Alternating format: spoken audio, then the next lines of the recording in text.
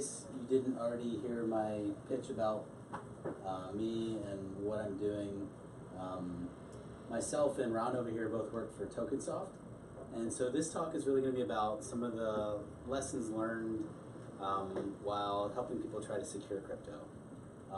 And just to sort of set the stage a little bit, our company is TokenSoft, and we really do a couple different things, but one of them is we help companies do token sales. And as part of that, our clients are bringing in tens of millions, hundreds of millions of dollars in crypto.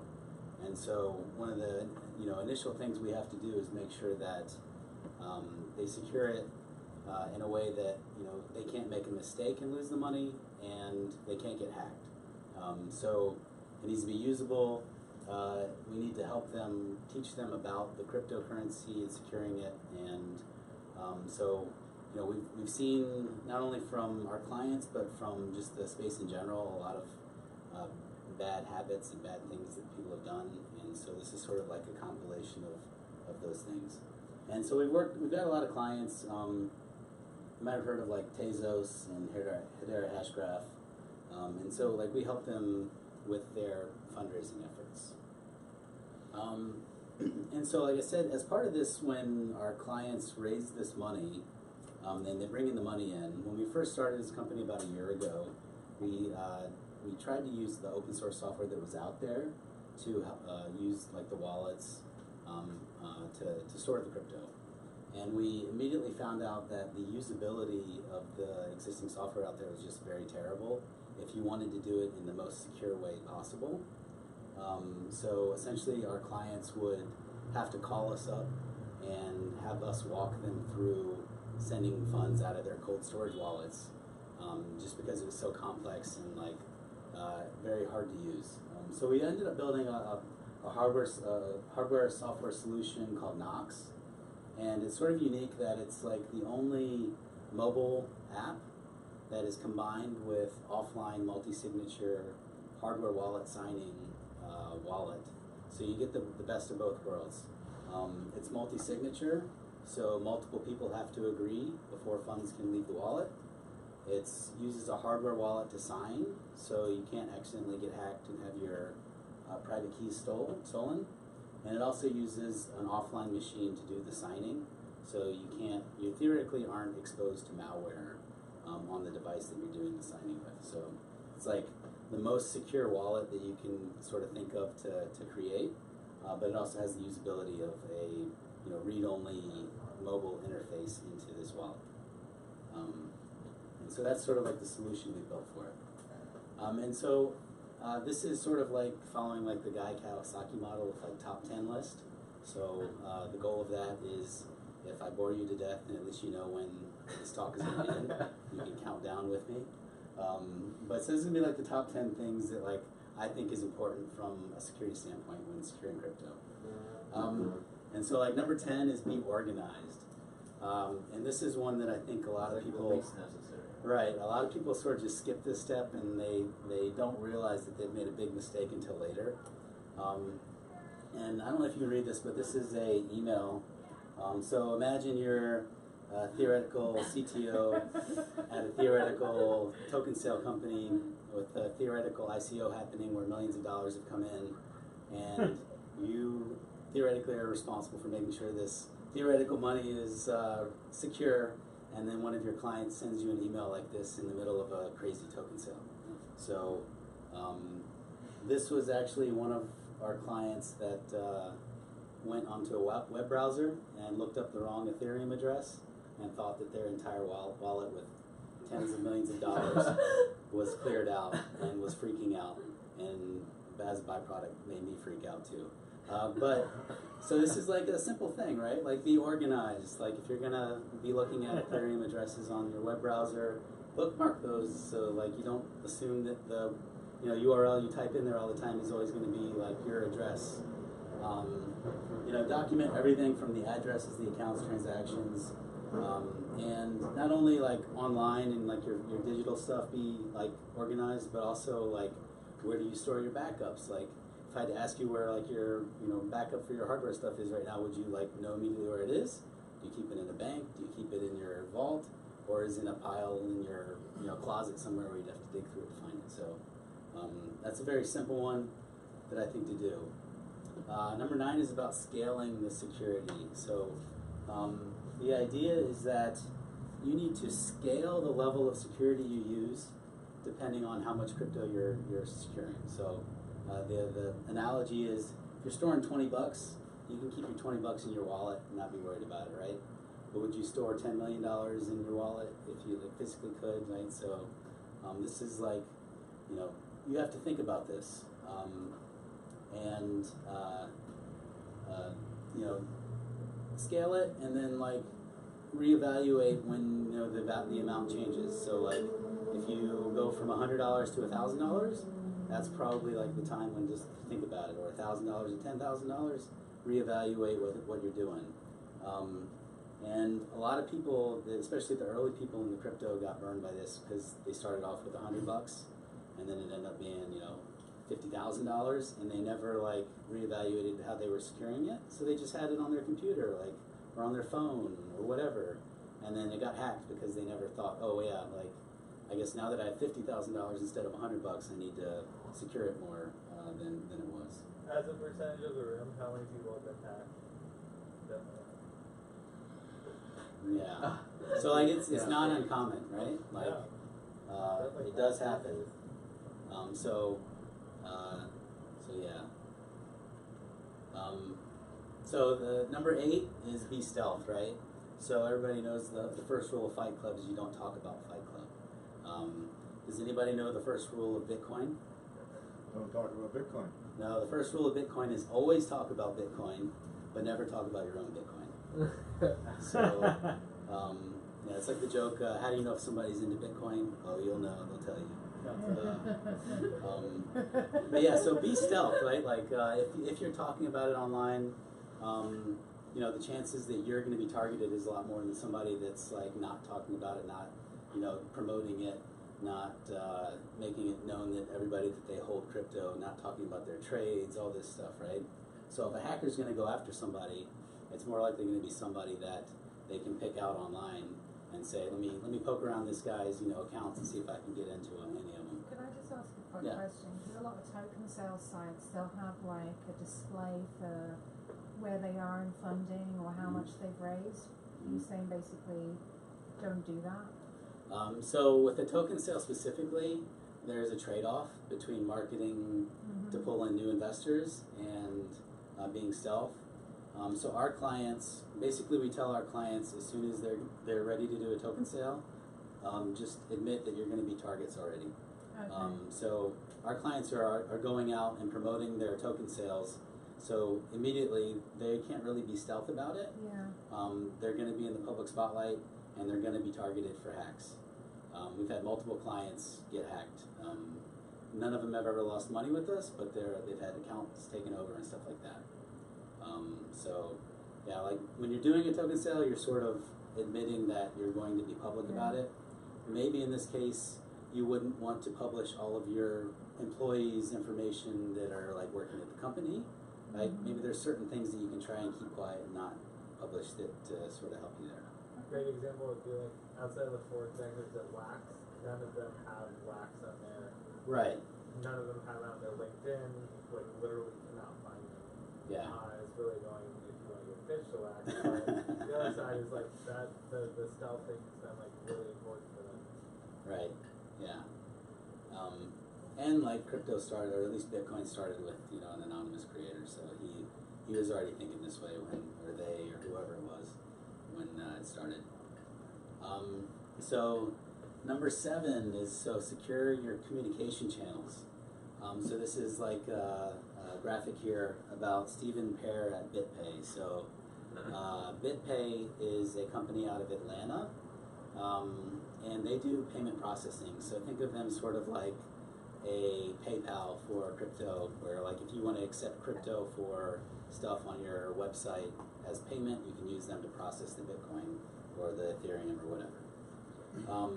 And so in this case, a hacker phished their CTO and got him to reveal his email credentials.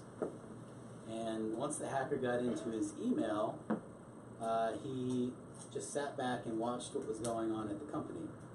And he realized that when they were selling the Bitcoin that they were accumulating to private investors, the CFO would email the CTO or the CIO, Steven, and say, hey, can you send 1,000 Bitcoin to this person who just gave us a bunch of cash? And so this communication channel of just using email to coordinate Bitcoin transactions was a very bad idea. So what did he do? The next day, once he realized this, he said, hey, Steven, can you send 1,000 Bitcoins to this address for this buyer that just paid us USD? Steven said, okay, send 1,000 Bitcoins out. The next day, he does the same thing. He says, can you send 1,000 Bitcoins to this address for this buyer that just came in? He sends 1,000 Bitcoins. The next day, he goes in and he says, can you send 3,000 Bitcoins to this address that the OTC buyer just did? And he says, sure, and he sends it out. And the only way that this got caught was that on that last one with 3,000 Bitcoins going to this hacker's address, he copied the buyer who the hacker said it was for, and the buyer was like, what are you talking about, 3,000 Bitcoins? I didn't buy any 3,000 Bitcoins. So this hacker was able to siphon off 5,000 Bitcoins from this because they were using email to coordinate Bitcoin transactions. So the idea is, like, don't trust like email, text messages, these sort of things. And ideally, anytime you're coordinating a Bitcoin transaction, you want to verify over a second channel. So if me and Ron are working at the company and we're getting ready to send some Bitcoin, he might email me and say, hey, this is where we're sending 100 Bitcoins to this address. I would call Ron up and I would say, hey Ron, this is what we're about to do. I'm about to send 100 Bitcoins to this address. Can you confirm with me? And if I get that second confirmation over voice, then I can say, okay, this all looks good. And the second thing about that is, not only do I want to do that second channel confirmation with Ron between us, I also want to make sure that he did the exact same thing for wherever he got the Bitcoin address and wherever they got the Bitcoin address. So a common thing is that our clients will do a big OTC trade where they're getting lots of Bitcoin in and they want to sell, let's say, $5 million in Bitcoin. And then so the first person will come in and put together a Bitcoin transaction to sell $5 million in Bitcoin. They will talk to the OTC trader. He will send them a WhatsApp message or a text or something with the Bitcoin address in. And it's like, okay, you also need to call that guy and read it over the phone to him and make sure that he was the one that actually sent you that. So that chain, and then everywhere this address gets sent needs to have that same flow done to verify it. So number 6 is store backups offline. So what does this mean? Like when you have a Bitcoin account, usually you get a word list or a backup to be able to restore the account later. And what the mistake a lot of people have done is they'll take their Bitcoin backup phrases and seeds and they'll stick them in Google Drive, they'll stick them in whatever, and if any of these accounts ever get taken over, the hackers go look through all this stuff and they see Bitcoin backup.xml and they take that and steal the Bitcoin. So this is a picture from this guy, Ian Bellina. So he is like a YouTuber that like reviews ICOs. And he's got like 100,000 followers or something. And so he was doing a live stream and these messages are going down. And this message right here says, Ian, do you know that somebody transferred all your tokens from your account? I hope that's a controlled movement. And so he's sitting there talking and he sees this and he just doesn't pay any attention to it and he keeps talking. And like a few minutes later, the live stream just ends. And what happened was he had a old college email account that was not secure. A hacker got into it, was able to get into his Evernote account, which Evernote is like an online note backup, like you take notes and it backs it up to the cloud. And Ian had taken his crypto account backups and just tucked them into Evernote to store them for safekeeping. And so while he was doing this, over I think $100,000 in tokens were siphoned out of his account while he was talking to all of his followers. So, don't store your backups online, store them offline, print them out, write them down. The idea is that we know how to secure physical things a lot better than we know how to secure digital things. So like, our ancestors were like hiding stuff in caves and stuff, so we figured out how to do that. But we only got iCloud to that as well. Yeah, iCloud, all those things. Like, don't ever store any of your backups in like any sort of cloud. Apple Like Notes. even on your desktop, so now if you use a Mac, like all of your shit is on your desktop, it's available as soon as someone logs in. So if they can hack your address, rechange your password. And, when I was hacked, it was at 2 a.m. I happened to have a call at 5 a.m. that day. Fortunately, I had all the security measures that I worked for DARPA in the past. But like, they downloaded my Evernote, they downloaded everything in Google Drive, Box, Dropbox, everything they downloaded in 30 minutes. Yeah. And I was like, off 3 email addresses, because they use 1 2-factor to get to the next, And, a lot of this happens, their T-Mobile employees, Verizon, whatever, will take over your phone and use that as 2-factor, like Google Authenticator. There's so many recourses now that you can use to make that secure. But having it be paper is number one. Putting it in full throat. A lot of people will also take a photo, like they'll write down their word list on the actual piece of paper, and then they'll take a photo on their phone. It's like, you can't do that. You just put it in the cloud. These things will happen. So don't store your sensitive stuff on any of the cloud stuff. Like, write it down on a piece of paper, print it out, store it somewhere safe. And like our clients, when we set up their hardware wallets, we actually tell them to take those paper backups with the word list on them and put them in a safety deposit box in the bank, because that's probably the safest place that they can directly store it. If you do that, then the bank owns it.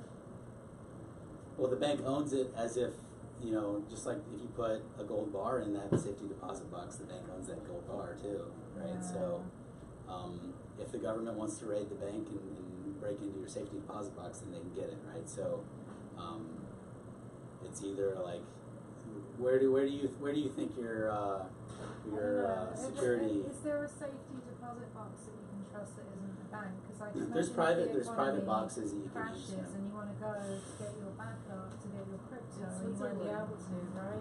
Use your lawyer.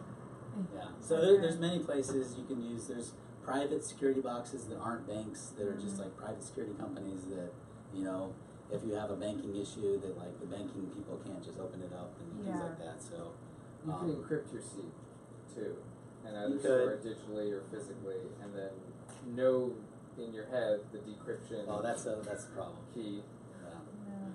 Yeah.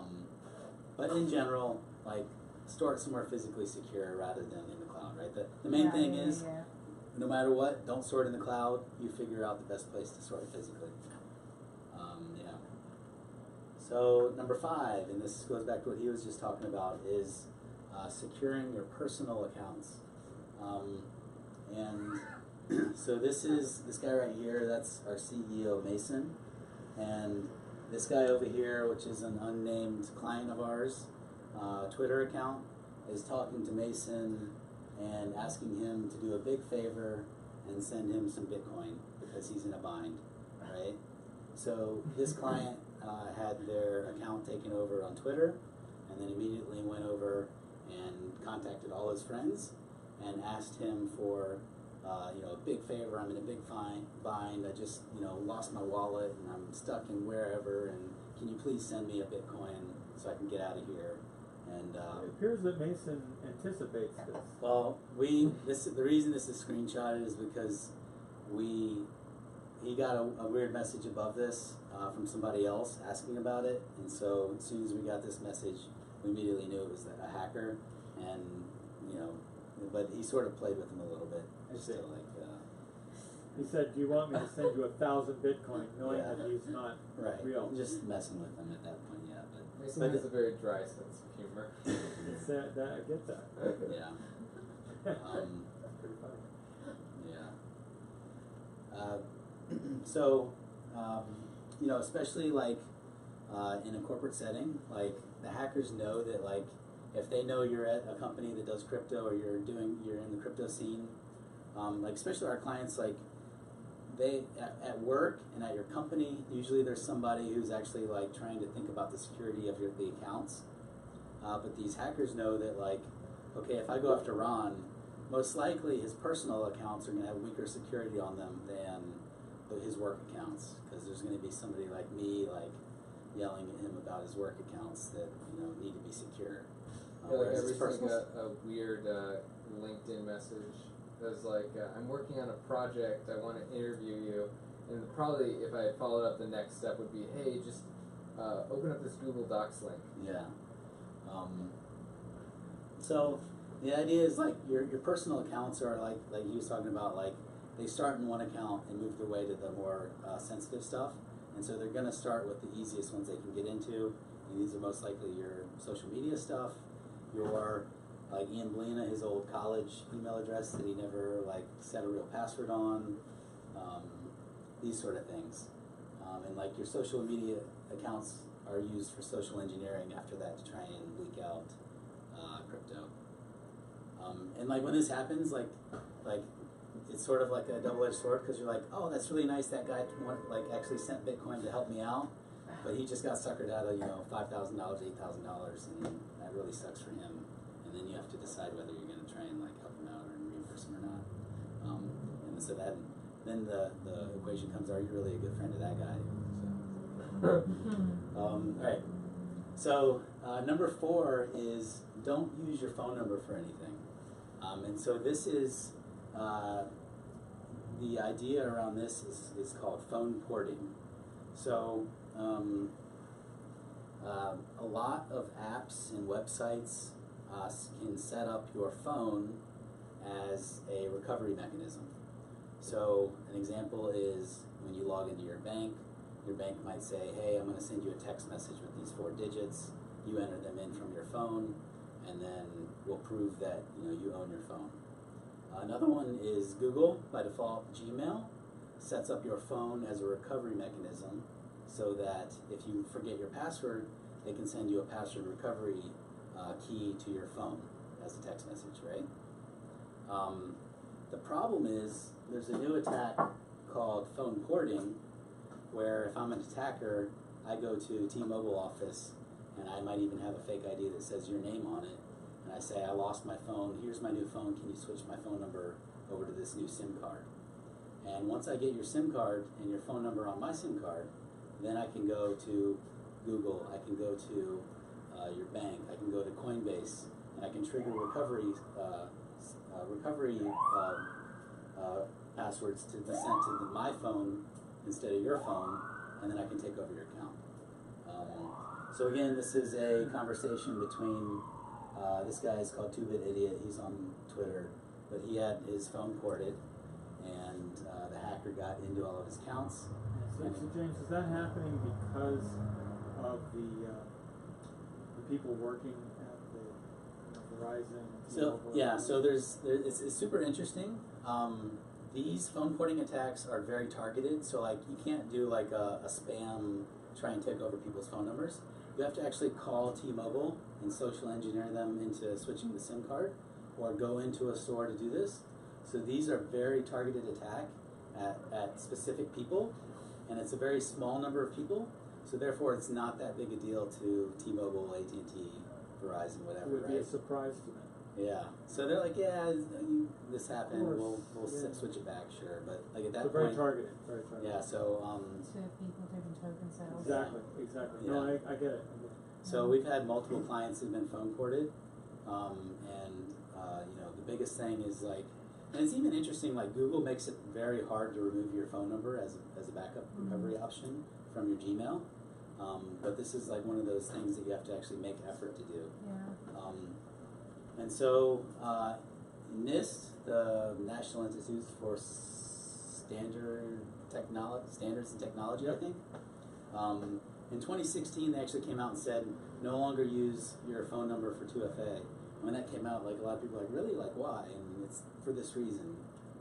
Your phone number is actually very easy to steal.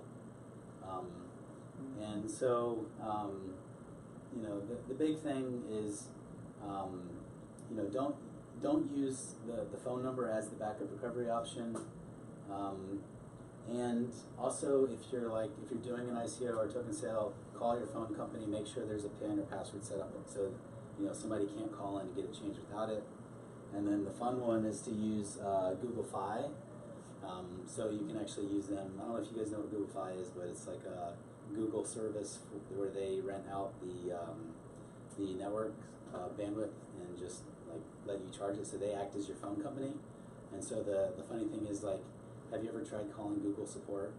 So like, there's no support to social engineer. The support's so bad that like, there's nobody to call and social engineer. So you can't get phone ported if you're on Google Fi because the support's so bad. So that's an option. What about for an authenticator app? Yeah. So that's going to be, we're almost there. Oh, right, We're almost okay. there. Keep going. I've run out of time. Yeah, okay. Hardware wallet. Hardware wallets are number 3, right? Like, so don't store your private keys without a hardware wallet. This is from 2012, one of the first hardware wallets. And there's a couple big, the 2 main ones are Trezor and Ledger Nano S, and so these are the 2 big ones. But the whole idea about this is that it stores your private keys on a device, and this private key will never be leaked to a computer, can never be stolen by malware, these sort of things.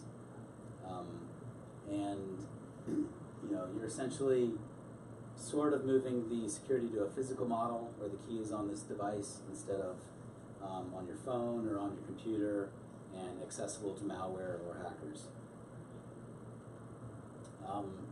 And my rule of thumb is if you're storing more than $1,000 of crypto, just get a hardware wallet. It costs about $100, so like you're only storing $100 of crypto, it doesn't make sense to buy a hardware wallet, but once you start getting up there. And every hardware wallet has a backup seed piece of paper, and this is the thing that you want to make sure you store physically and not online. Number 2 is password manager. So if you are manually keeping track of your own passwords, you are making a big mistake. You should have a unique password for every account that you have, and if you have 100 accounts online, you're not going to be able to remember 100 passwords, so use a password manager. So this is a graphic from Enigma. So Enigma was a token sale from last year. The CEO of Enigma reused the same password in multiple places. One of the places he reused it on was Ashley Madison. And Ashley Madison was hacked, and hackers got all of the passwords that are in the Ashley Madison database. And they noticed that the same guy who was doing a token sale had a password on Ashley Madison with the same email address. And so what they did was they're like, oh, let's try this on his other accounts. Well, lo and behold, he reused the same password from Ashley Madison on everything else. So when the token sale launched, they took over the admin of the Slack channel for the token sale. They took over the website administration, and they took over the email communications of the entire company. And then they went onto the token sale website and changed the addresses where all the investors were sending money to the hacker's account. And so they were able to siphon off hundreds of thousands of dollars in crypto before they were able to call somebody to shut everything down. And this is because he was reusing passwords in multiple places. So do you trust the password managers?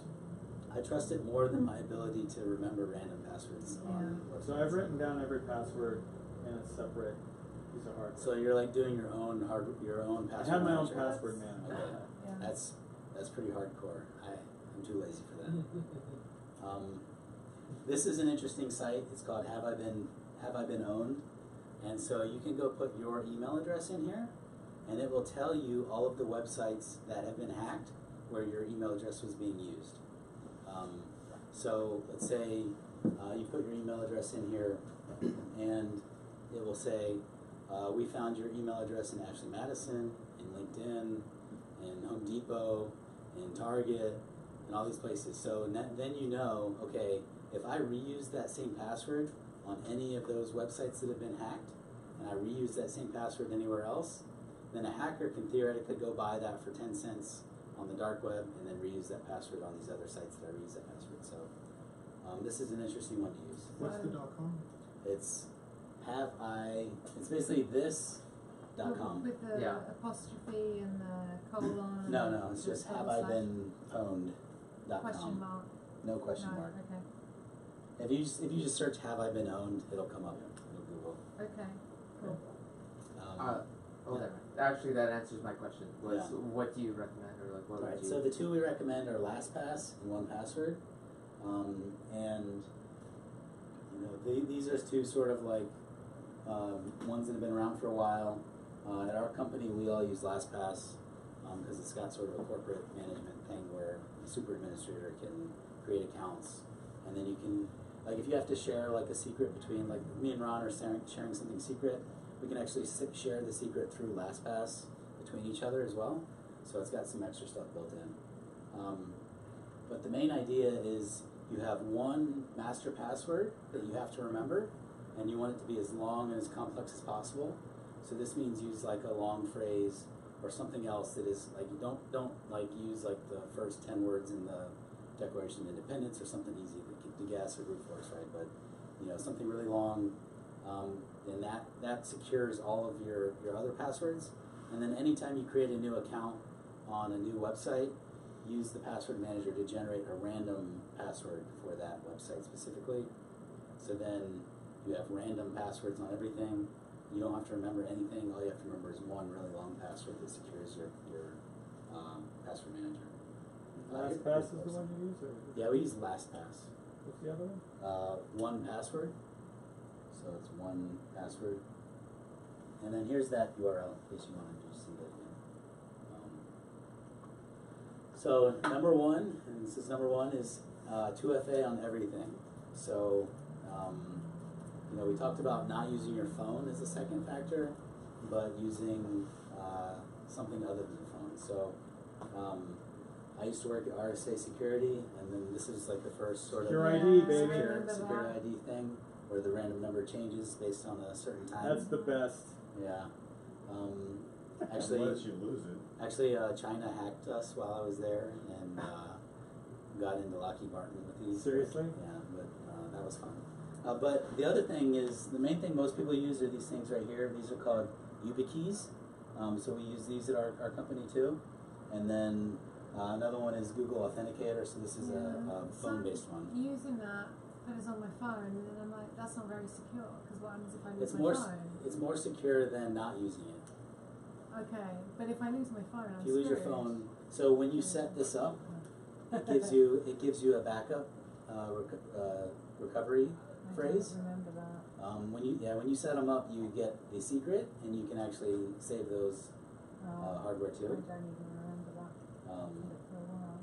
Okay. What we do at our company is we have YubiKeys. So each employee gets 2 YubiKeys, and we set them up on the main things that we use, and then one of them goes into a vault as a backup YubiKey, and then so if we lose the other YubiKey, we still have a recovery mechanism. But Google Authenticator is better than nothing. Hardware is even better than that. But that's where it is. And the main thing is, if somebody steals your password, you don't want them to be able to log into your accounts. If you have a second factor off on it, then you're good. And just so you don't know where this term 2FA comes from, two-factor authentication. So a security factor is something you know, like a username and password, something you are, which is like a fingerprint or a voice, or something you have, which is like the YubiKey or your phone app. And that's like this 2FA, it's the second factor on that. And again, don't store any backups to the 2FA stuff online either, because then a hacker's going to steal those. All right, so I have one extra one here, is if you don't own your private keys, you don't own your crypto. And so, like, this is like a meme that gets talked about a lot, but the reason for this is because all of the hacks that have happened, right? So you've got the first Mt. Gox hack for $8 million all the way back in 2011.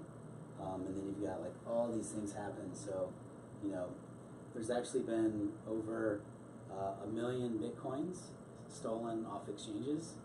And you think there's only 21 million. So, like, 5% of all the Bitcoins have been stolen on exchanges. So here's the second Mt. Gox one for $460 million. You think they would have learned the first one where it was $8 million and they didn't like change any of their security stuff after that? But like it doesn't stop there; it keeps going, right? Like you're doing on Cryptsy. So this is up to 2014. So we got a million here, a million there. Bitstamp for $5 million. Shapeshift for a few $100,000. You got Datecoin, Bitfinex for $77 million. This one guy got 17% of all their stuff stolen. You're like, okay, 2017, like we're probably figured out we're secure by now, right? Like it's like, no, 2018 we get even more.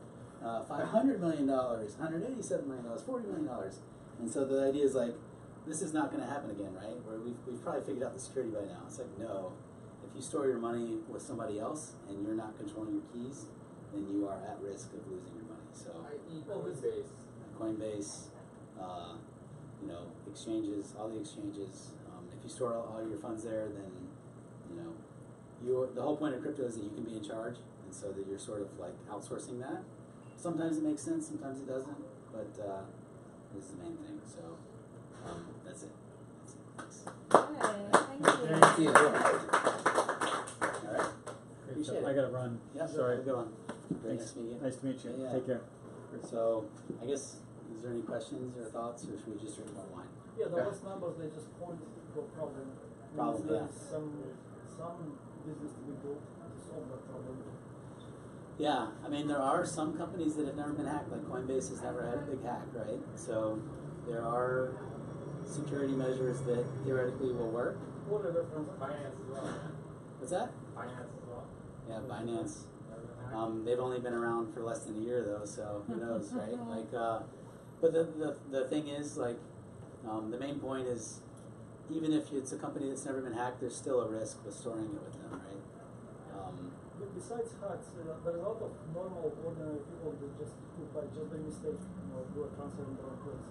So helping them reveal a transaction not damage anyone. Yeah. So that's like first humane topic. Second one is about all these things. When you call a bank, they help you revert.